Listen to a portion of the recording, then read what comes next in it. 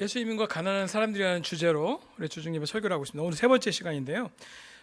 제가 이제 이 책에 대한 소개를 좀 다시 짧게 좀 드리고 싶어요. 우리 베인 목사님도 좀 나누긴 했지만 스티브 키나드 형제가 쓴 책이죠. 우리 베인 목사님의 신학교 선생님이십니다. 교수님이시고 예전에 초창기 때부터 미션팀에 가서 특히 호프와 관련된 사역을 좀 많이 하시면서 이벤젤리스트면서 교사로 알려져 있습니다. 이 책을 통해서 우리에게 예수님의 그 사역의 본질, 복음의 본질을 다시 강조하고 있습니다. 그가 이렇게 말하는데요. 우리 교회는 30년 전 교회 운동이 시작했을 때 선포, 가르침뿐만 아니라 치유 사역도 매우 중요하게 생각했었다. 그것이 예수님 사역의 본질이었기 때문에 이렇게 말을 합니다. 특별히 이분은 초창기 우리 교회 운동 가운데 호프 월드와이드를 통해서 사역을 깊이 관여하고 활동했고요. 하나님께서 하신 많은 일들을 이 책에서 나눕니다. 그리고 그 당시에 많은 울림과 감동을 주었던 가르침에 대해서도 얘기를 하고 있어요. 더불어 우리가 지금 현재에는 여건도 좋아졌고 풍요롭고 교회들이, 그런데 이 사역이 더 약해졌다. 그래서 가장 그 중요한 복음의 본질이 벗어나지 않을 수 있도록 우리 교회가 회개를 하고 다시 회복했으면 좋겠다라는 그 사랑과 격려의 그 메시지를 전하고 있습니다. 이분이시죠? 젊을 때 사진, 지금 이제 연로하셨고. 그 다음에 저 책의 추천사를 우리 호프 월드와이드 의장으로 계시는 형제가 이렇게 글을 올렸는데요. 참 와닿았습니다. 로베르토 형제인데요. 이런 멘트를 했습니다. 세계는 극적으로 많은 변화를 맞이하고 있습니다. 오늘날 누구도 교파적 배경이나 세례에 대한 특정한 교리적 입장에 관심을 두고 있지 않습니다. 세상이 지켜보는 것은 우리 종교가 어떤 차이를 만드는가, 한 개인의 종교가 그들이 속한 지역 사회나 세계에 어떤 영향을 미치는가, 그리고 그 신앙이 오늘날의 세계와 관련이 있는지에 관한 그런 것이다 라고 얘기를 합니다. 되게 좀 의미심장한 얘기죠. 이제 뭐 교리가 어떻고 교파 그게 아니라 진짜 세상과 다른 모습으로서의 종교의 기능을 하고 있는지를 본다는 것이죠. 세상이. 예수의 초기 제자들은 분명히 변화를 가져왔습니다. 그들의 믿음은 세상을 변화시켰고 우리의 믿음도 변화시켰습니다. 저자는 21세기 교회에 절실히 필요한 교회를 위한 1세기 비전의 불꽃에 부채질을 하고 있습니다.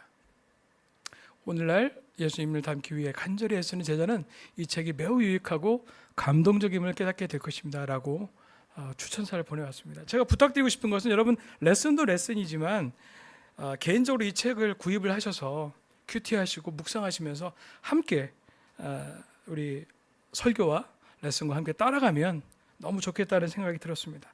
자, 오늘은 예수님과 가난한 사람들 시리즈 세 번째 시간, 선한 사마리아인에 대한 스토리가 되겠습니다. 여러분, 선한 사마리아인의 비유, 예수님을 믿지 않는 사람들에게도 잘 알려져 있죠. 이 이야기는 세상에 많은 영향을 주었기 때문에 누군가에게 선한 사마리아인이라고 표현을 하면 모두가 그것을 잘 알 수가 있습니다. 이해할 수가 있어요. 심지어는 선한 사마리아인 법도 나왔잖아요. 그죠?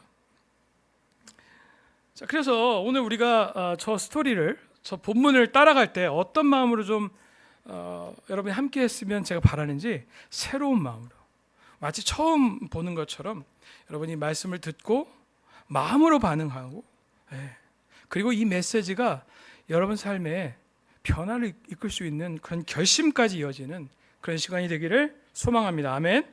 자, 본문으로 들어가 보겠습니다. 25절부터 누가복음 10장 25절부터 37절까지 볼 텐데, 먼저 25절부터 27절 그림이 여러분한테 도움이 될 것 같아서요, 제가 올렸습니다. 어떤 율법 교사가 일어나서 예수를 시험하여 말하였다. 선생님, 내가 무엇을 해야 영생을 얻겠습니까? 예수께서 그에게 말씀하셨다. 율법에 무엇이라고 기록하였으며 너는 그것을 어떻게 읽고 있느냐? 그가 대답하였다. 내 마음을 다하고 내 목숨을 다하고 내 힘을 다하고 내 뜻을 다하여 주 너의 하나님을 사랑하여라 하였고 또 이웃을 내 몸같이 사랑하여라 하였습니다. 예수께서 그에게 말씀하셨다. 내 대답이 옳다. 그대로 행하여라. 그리하면 살 것이다. 그런데 그 율법 교사는 자기를 옳게 보이고 싶어서 예수께 말하였다. 그러면 내 이웃이 누구입니까? 예수께서 대답하셨다. 어떤 사람이 예루살렘에서 여리고로 내려가다가 강도들을 만났다. 강도들이 그 옷을 벗기고 때려서 거의 죽게 된 채로 내버려두고 갔다. 마침 어떤 제사장이 그 길로 내려가다가 그 사람을 보고 피하여 지나갔다. 이와 같이 레위 사람도 그곳에 이르러 그 사람을 보고 피하여 지나갔다. 그러나 어떤 사마리아 사람은 길을 가다가 그 사람이 있는 곳에 이르러 그를 보고 측은한 마음이 들어서 가까이 가서 그 올리브 기름과 포도주를 붓고 싸맨 다음에 자기 짐승에 태워서 여관으로 데리고 와서 돌보아 주었다. 다음날 그는 2데나리온을 꺼내어서 여관 주인에게 주고 말하기를 이 사람을 돌보아 주십시오. 비용이 더 들면 내가 돌아오는 길에 갚겠습니다 하였다. 너는 이 세 사람 가운데서 누가 강도 만난 사람에게 이웃이 되어 주었다고 생각하느냐? 그가 대답하였다. 자비를 베푼 사람입니다. 예수께서 그에게 말씀하셨다. 가서 너도 이와 같이 하여라. 아멘. 오늘 본문 내용은 크게 두 가지로 볼 수 있어요. 앞부분 25절부터 29절은 영생을 얻는 길, 그 다음에는 30절에서 37절 누가 너의 이웃인가? 그러면서 강도당한 이를 도운 사마리아인 이야기를 들려주십니다. 여러분, 앞부분에서 예수님을 시험하고자 한 율법 교사는 사실 대답이 율법대로 충실하게 했습니다. 충실하게 대답했어요. 뭐라고 했죠? 내 마음을 다하고 목숨을 다하고 힘을 다하여 뜻을 다하여 주 너의 하나님을 사랑하고 또한 내 이웃을 내 자신과 같이 사랑하여야 했습니다 라고 얘기한 것이죠. 그의 대답은 구약 전체를 잘 요약했고요. 참으로 탁월한 대답이었습니다. 예수께서도 그의 대답을 옳다고 칭찬하셨죠. 자, 근데 이 율법 교사가 칭찬에 고무되었던 모양이에요. 한 번 더 칭찬받고 싶었는지 그러면 누가 자기의 이웃이냐라고 물었습니다. 29절에는 자기를 옳게 보이고 싶어서라고 물었다고 해요. 아마도 그는 그 주변에 있는 이웃을 잘 섬겨왔었을 것 같아요. 스스로 자신했던 것 같습니다. 그래서 틀림없이 이번에도 칭찬을 받을 것이다 라고 생각하면서 던진 질문이 아니었을까라고 저는 생각을 해봤어요. 그런 다음에 근데 예수님의 이어지는 비유는 율법학자의 뒤통수를 칩니다. 자, 왜 그런지는 이제 쭉 볼 텐데 먼저 저 상황이 벌어졌던 여리고와 예루살렘의 길을 우리가 한번 조명을 해볼게요. 사실 이게 눕혀놓은 건데요. 이게 여리고고요. 이게 예루살렘입니다. 높은 산지로 이루어졌어요. 그래서 이렇게 볼 수 있습니다. 저 밑에 오른쪽 밑에가 어디라고요? 여리고고요. 저 위에가 예루살렘입니다. 그래서 이 여리고 맨 오른쪽 하단의 여리고는 해수면보다도 낮아요. 260m나 해수면보다 낮다고 그럽니다. 근데 예루살렘은 해수면보다 760m 높아요. 그래서 그 고도 차이가 약 1000m 정도. 그래서 여리고에서 예루살렘으로 도보로 오른다면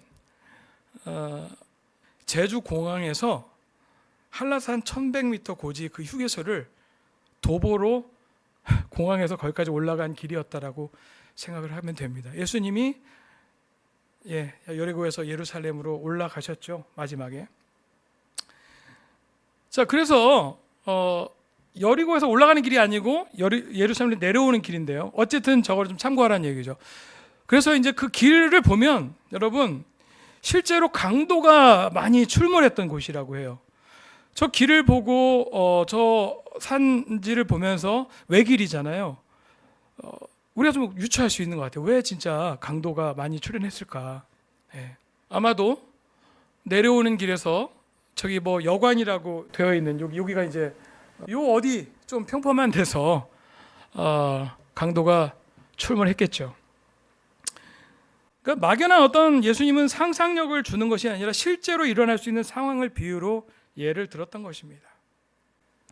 제가 여러분과 나누고 싶은 것은 첫 번째, 타당한 이유를 갖고 있는 제사장과 레위인. 자, 31절에 다시 한번 보면 제사장은 그 길을 내려다가 그 사람을 보고 피하여 지나갔다. 이와 같이 레위 사람도 그곳에 이르러 그 사람을 보고 피하여 지나갔다.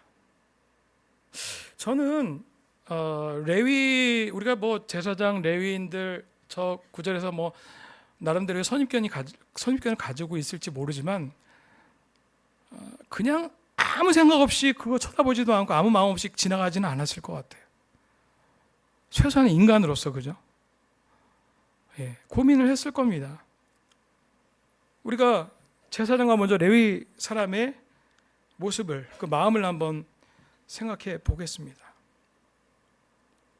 우리가 때로는 쉽게 그들을 매도하고 제사장, 레위인 정말 가장 거룩한 사람이고 성전 예배를 관할하는 사람이고 영향을 주는 사람이 리더들인데 말씀을 잘하는 사람인데 어떻게 저럴 수 있지? 근데 저런 사실에는 그렇게 한 이유, 그들이 저런 행위를 한 타당한 이유가 있었던 것이죠. 만약 그 사람, 강도당한 사람이 죽어 있다면 제사장과 레위인은 율법에 의하면 시체를 만져서 부정하게 되었을 것입니다. 만약 그 사람이 피를 흘리고 있었다면요, 그것도 마찬가지로 피를 만져서 부정하게 되었을 것이죠. 그래서 그들은 율법에 근거해서 돕지 않고 고민하면서 지나쳤다라고 생각할 수 있을 것입니다. 즉, 좀 안타까운 상황이지만 나름 하나님 말씀을 내가 따르고 있다라는 그 정당화, 그 이유가 있는 것이죠. 근데 여러분, 율법을 잘 살펴보면 이게 정당화될 수가 없어요. 왜 그러냐면 레위기 22장 4절에서 7절을 보면 다음과 같이 나와 있습니다. 아론의 자손 가운데서 악성 피부병을 앓는 환자나 성기에서 고름을 흘리는 환자는 그 병이 깨끗해질 때까지 거룩한 제사 음식을 먹지 못한다. 누구든지 죽은 것을 만지거나 정에 흘린 남자와 몸이 닿거나 하여 부정하게 된 사람, 5절, 또 어떤 길짐승에든지 닿아서 부정하게 된 사람, 또는 어떤 부정이든지 부정을 탄 사람, 6절, 곧 이런 부정한 것에 닿은 사람은 해가 질 때까지 부정하다. 해가 진 다음에라도 물로 목욕을 하지 않으면 그는 그 거룩한 제사 음식을 먹지 못한다. 해가 지고 정하게 된 뒤에는 자기 몫으로 받은 그 거룩한 제사 음식을 먹을 수 있다라고 되어 있죠. 저 얘기는 뭐냐면 부정한 것을 만지고 시체를 만졌어도 해 질 때까지만 그런 거예요. 물로 씻고 시간을 기다리면 정결화됩니다. 네. 좀 더 그들의 생각을 한번 좀 더 들어가 볼게요. 어떤 이유들을 생각하면서 좀 정당화했을까? 네. 아까 말한 것처럼 갈등을 좀 했을 것 같습니다. 강도당한 사람을 돕는 거, 보살피는 일. 근데 그것 때문에 본인이 하나님의 중요한 일정이 꼬이게 돼, 차질이 돼, 복잡해져. 그리고 이런 거 생각할 수도 있겠죠. 누가 대신하겠지. 그래도 나는 제사장으로서, 레위인으로서 나름 율법의 중요한 다른 일을 하고 있으니까 라고 생각할 수도 있었을 것입니다. 이 상황은 우리의 모습을 한번 생각을 해보게 합니다. 우리가 물론 제사장과 레위인처럼 이와 같은 상황에서 외면하지 않을지라도 그런 사람은 없을 것 같아요, 우리 가운데. 근데 옳은 것, 도운 일, 이 정도까지 아니더라도, 그러나 분명히 우리 양심에서 우리가 할 수 있는 일, 우리가 고민해보고 도울 수 있고, 그게 뭐 물질이든 돈이든 시간이든 뭐 기도든 뭐든요,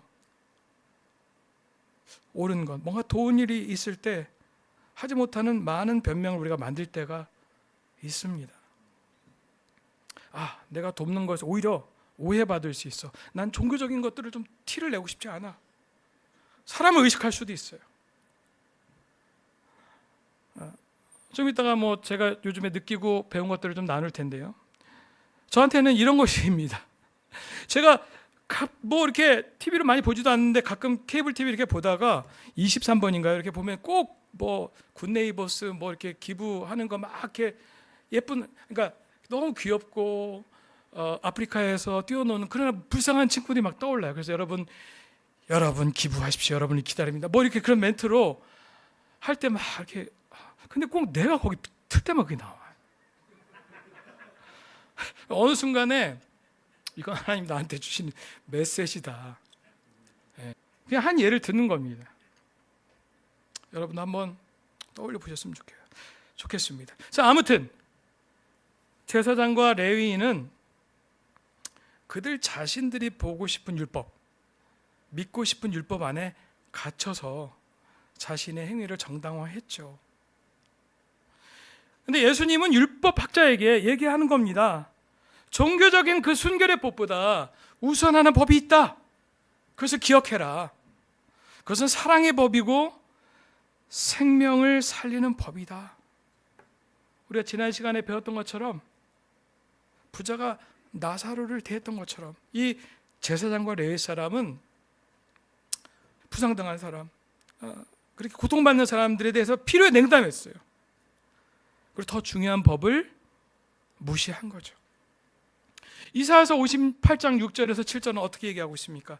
내가 기뻐하는 금식은 부당한 결박을 풀어주는 것, 멍에의 줄을 끌어주는 것, 압제받는 사람을 놓아주는 것, 모든 멍에를 꺾어버리는 것, 바로 이런 것들이 아니냐. 또한 굶주린 사람에게 너희 먹거리를 나눠주는 것, 떠도는 불쌍한 사람을 집에 맞아들이는 것이 아니겠느냐. 헐벗은 사람을 보았을 때 그에게 옷을 입혀주는 것, 너의 권력을 피하여 숨지 않는 것 아니겠느냐. 네. 제사장과 레위인은 이 이사야서에 나와 있는 참된 금식을 잘 알고 있었지만 이를 실천하지 않았습니다. 그들은 율법에 속하고 율법을 잘 알았지만 본질에서 떠나 있었어요. 아이러니한 거는요, 이 언약 공동체, 이 율법에서 떠나 있는 사마리아인이 예수님의 사랑과 자비를 보여줬다는 것입니다. 그래서 그 율법학자가 예수님의 얘기를 듣고 또 한 번의 뒤통수를 맞았을 거예요. 왜요? 그 자비를 베푼 사람이 하필 사마리아인이에요. 자, 33절 34절에 어떤 사마리아 사람은 하고 나오죠. 여러분, 지금은 우리가 뭐 사마리아 사람에 대한 것을 어느 정도 알고는 있는데 그 당시에는 하나님의 사랑을 나타내는 그 주인으로서 사마리아인을 거기다 대입하는 것 자체가 충격적인 일입니다.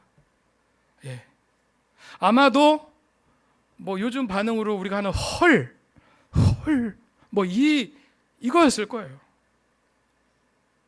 자, 그 이유는 우리가 잘 아는 역사에서 기인하는데요. 다시 한번 살펴보죠. 저 지역이 사마리아 지역 밑에가 유대 지역이죠. 자, 당시 이스라엘 사람은 사마리아 사람과 상종을 하지 않았어요. 사마리아 여인, 예수님이 사마리아 만났을 때 우리가 설교하면서 나눴죠. 상종하지 않았어요. 심지어 유대인들은 사마리아 사람을 개라고도 불렀어요. 그 정도였습니다. 그래서 갈 때 갈릴리 지역까지 갈 때 저 코스 얼마나 빨라요. A 코스로. 근데 A 코스 안 갑니다. 상종하고 싶지 않아서 B 코스로 돌아갑니다. 북이스라엘이 아시리아 BC 722년 멸망당한 다음에 아시리아가 자폰을 시켰죠. 그러니까 혼혈 정책을 썼습니다. 이들의 씨를 말리기 위해서. 그래서 섞여버렸어요.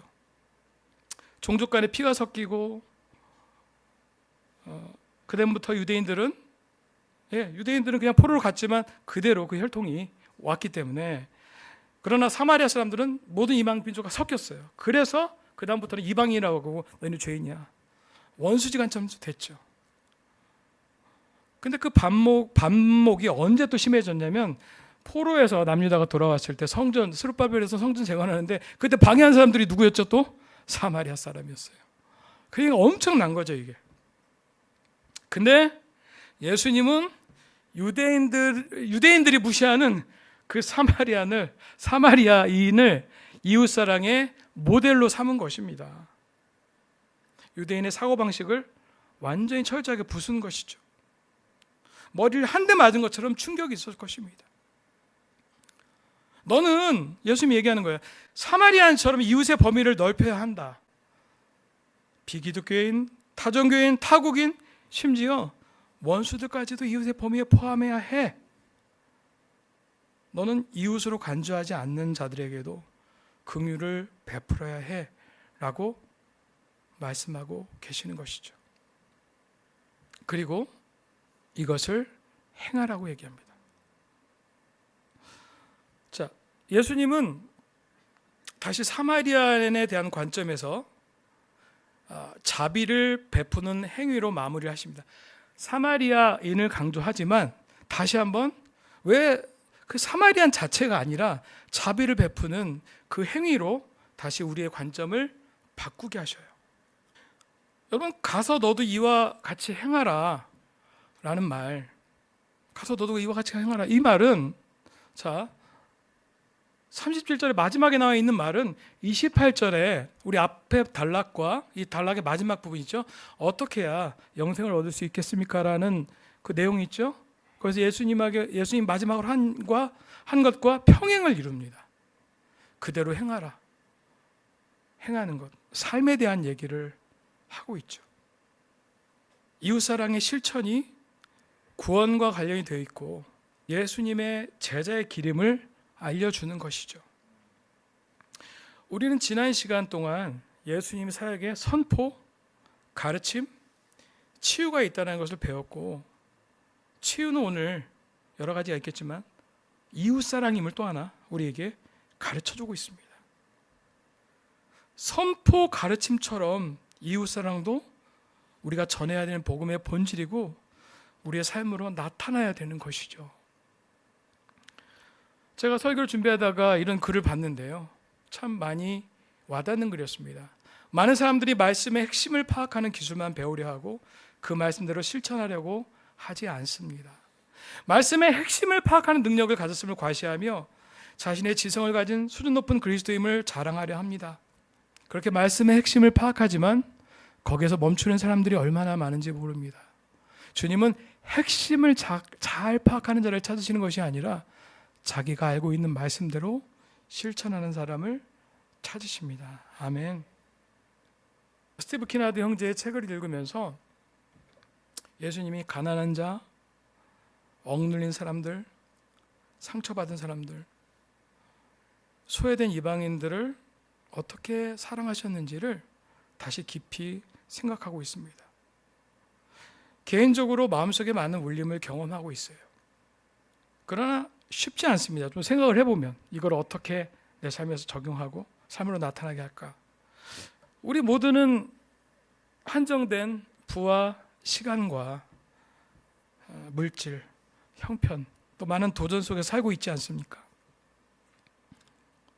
어떻게 내 삶 속에서 작은 실천으로 나타날 수 있을까? 나를 통해서 이웃 사랑하는 그 제자의 모습을 사람들이 느끼게 할 수 있을까? 질문을 계속하게 만듭니다.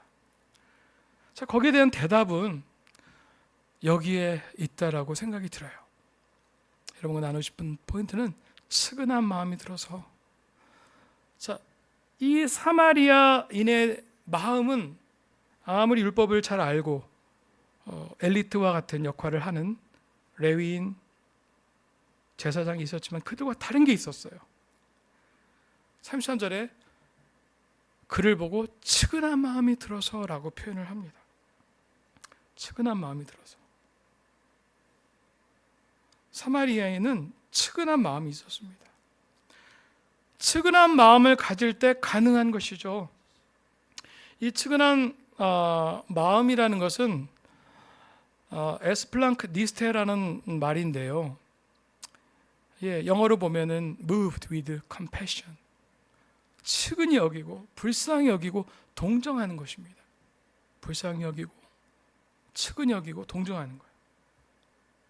이 사마리아인은 그 마음이 있었던 거죠. 필요가 있는 사람이 유대인인지 자기 동족인지는 중요하지 않았어요. 이 사람한테는 그냥 한 인간을 향한 측은한 마음, 안타까운 마음, 불쌍한 마음이 있었던 것입니다. 사실요, 제가 그 생각을 많이 못했었는데 이 사마리아 사람이야말로 가장 지나칠 수 있는 이유가 있는 사람이었어요. 왜 그러냐면 여러분, 저 강도당한 사람이 누구였을 것 같아요? 거기 유대 지역이에요. 여리고 예루살렘 유대 지역이란 말이에요. 사마리아인이 올 수가 없는 곳이에요, 보통은. 그리고 통상 성경에서 사마리아인은 사마리아인이라고 표시를 하죠. 유대인이었을 텐데 상종도 안 한 유대인, 오히려 도와줬다가 나중에 욕먹을 수도 있죠. 그런데 그렇게 하지 않았습니다. 왜냐하면 정말 측은했기 때문에, 살려야 되기 때문에. 여러분, 이 측은한 마음이 어떤 마음일까? 제가 이 같은 이 단어를 좀 찾아봤는데요. 누가복음에 3번 나오는 특별한 단어입니다. 자, 여러분, 누가복음 7장 13절에 보면 나인성의 과부가 나오죠. 외아들이 죽어서 주께서 그 여자를 보시고 가엾게 여기시며 울지 말라고 하셨다. 그 여자를 가엾게 여기셨어요. 예수님의 마음이 그녀에게로 갔다고 그랬습니다. 그의 마음으로 들어갔다고. 그 마음을 똑같이 느끼신 거죠. 그리고 그 아들을 살려내죠. 여러분, 또 하나 그 단어가 어디 나오냐면요, 우리가 잘 아는 탕자의 비유에서 떠나간 그 탕자, 아버지가 오늘 올까 내일 올까 언제 올까 먼 거리에서 늘 기다리고 있다가 그가 오는 걸 보고 측은히 여겨서 컴패션으로 가득 차 있어서 그냥 달려갈 수밖에 없어서 그 아버지가 먼 거리를 그냥 막 달려가는 거예요. 그냥 목을 껴안고 입을 맞출 정도로. 죄도 있었고 너무나 큰 상처를 주고 가족들에게 많은 피해를 줬지만 불쌍했던 겁니다. 이 마음을 사마리아인이 갖고 있었던 거죠.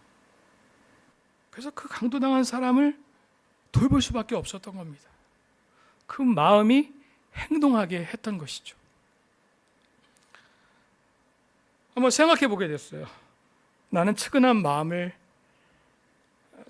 많은 사람인가? 동정심과 연민의 마음? 물론 드라마나 영화를 보면서 많이 울기는 해요. 근데 꼭 그 마음이 저 예수님의 그 마음이라고 생각할 수는 없습니다. 왜냐하면 제 주변에 있는 가족과 사람들은 잘 알 겁니다. 제가 이 얘기를 한번 잠깐 해볼게요. 성경에 히브리서 4장 15절에 예수님은 우리를 동정하실 수 있는 분이십니다. 얘기 나오죠. 영어로는 저걸 구별해 놨어요. 여러분, 심퍼시, 엠퍼시 재밌는데요. 심퍼시는 뭐죠? 그냥 고통당하고 필요가 있는 사람을 위로해 주고 싶고 위로하려고 노력만 할 수밖에 없어요.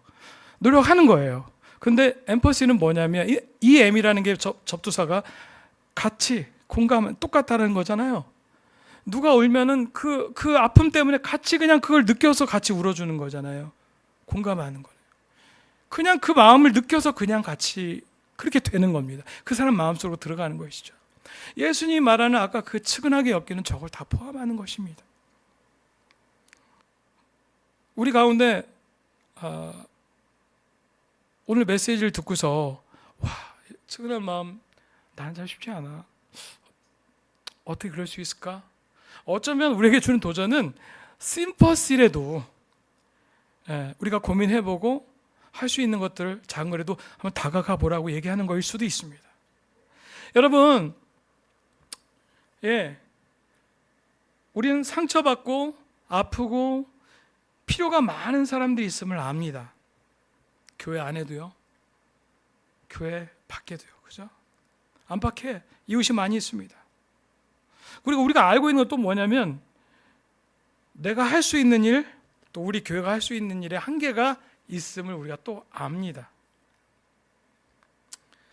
그래서 우리가 오늘 말씀에 반응하는 모습은 갑작스러운 오버는 아닌 것 같아요. 감정적으로 없는 거를 막 갑자기, 그렇다고 고개만 끄덕거리고 좋은 얘기네, 좋은 얘기, 설교 잘했네, 이것도 아닙니다. 우리가 각자 동정심이 많든 적든, 공감까지 이르는 마음이 있든 부족하든, 우리는 알고 있는 게 있어요. 돌아온 탕자를 보면서 측은히 여기 달려와서 입을 맞춘 그 아버지 누구예요? 그 탕자는 누굽니까? 우리잖아요. 우리 한 명 한 명. 우리를 사랑하시고 자비를 베풀으시는 하나님의 사랑을 우리는 알고 있습니다. 나인성의 그 과부의 아픔을 공감하고 슬퍼해 주시던 예수님의 마음을 우리는 알고 있어요. 우리가 예수님의 마음을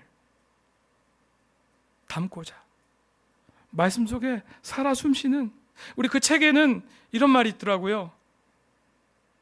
예수님은 그림이시다. 어떤 그림? 하나님을 나타내는 그림. 하나님을 잘 모를 때, 하나님이 어떤 분인지 어떻게 생겼는지 모를 때 누군가가 그리잖아요. 어떤 사람에 대해서 그림을. 그것처럼 예수님을 보고서 우리는 하나님을 알 수 있다. 우리가 예수님을 묵상하면서 예수님 말씀, 예수님이 가난한 사람들, 필요가 있는 사람들, 불쌍한 사람들, 상처받은 사람들 어떻게 대했는지를 우리가 조금 더 묵상하고 그 삶에 들어갈 때 우리가 닮을 수 있는 것이죠. 그 마음을 배울 수 있는 것이죠. 기도하면서 성령님을 통해서 우리 또한 배워갈 수 있음을 확신합니다. 여러분, 아까 에스플랑크니스테가 동사라고 했는데 베노 목사님하고 저하고 이런 얘기하는 거 좋아해요. 수동태로 쓰였습니다. 그 얘기는 우리가 할 수 없다라는 거예요. 우리가 그거를 해낼 수가 없다는 겁니다. 성령님의 도움이 필요하다는 거예요. 성령께서 그분이 말씀하고 계시는 이웃에게 성령님께서 말씀하신 이웃에게 우리가 다가갈 수 있도록 성령님이 우리 마음 변화시키고 도와주실 겁니다. 아멘.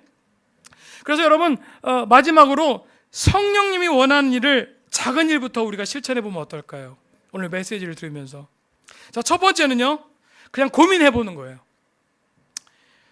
내가 월급 통장에 뭐 이만큼 들어오고 뭐 호프 이렇게 하고 쭉쭉쭉 나가는데 뭘 할 수 있을까? 그게 물질일까? 아니면 시간일까? 기도, 누군가를 위해서 기도하는 것일까? 스포티비 그 구독권을 만약에 내가 별로 요즘엔 보지도 않는데 그거 만약에 멈추면 12,000원인데 그럼 내가 호프 좀 더 투자할 수, 호프 좀 더 기부할 수 있는데, 무모도에 조금 내가 계산을 해보니까 내가 커피를 너무 많이 마셔. 굳이 이렇게 안 마셔도 되는데 아메리카노 왜 이렇게 올랐는지, 뭐 아메리카노 질렸고 뭐 이렇게 카페라떼 뭐 7,500원, 6,500원 그거 한번 줄여볼까? 그러면서 무모도나 호프 기부금을 조금 올릴지도 몰라요. 그렇게 할 수 있을지도 몰라요.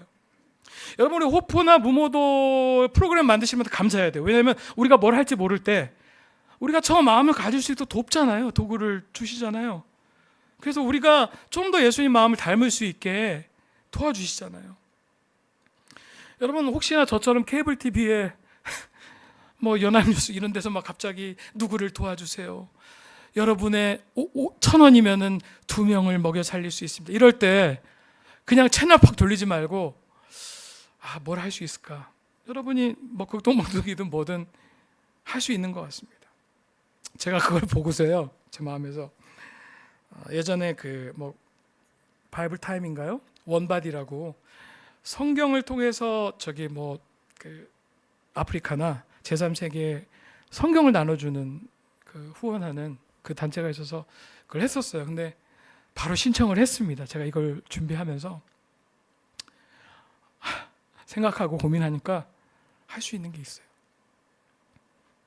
여러분, 오늘 고민해보고 뭐든지 괜찮습니다. 그 시간일 수도 있고요, 기도일 수도 있고요.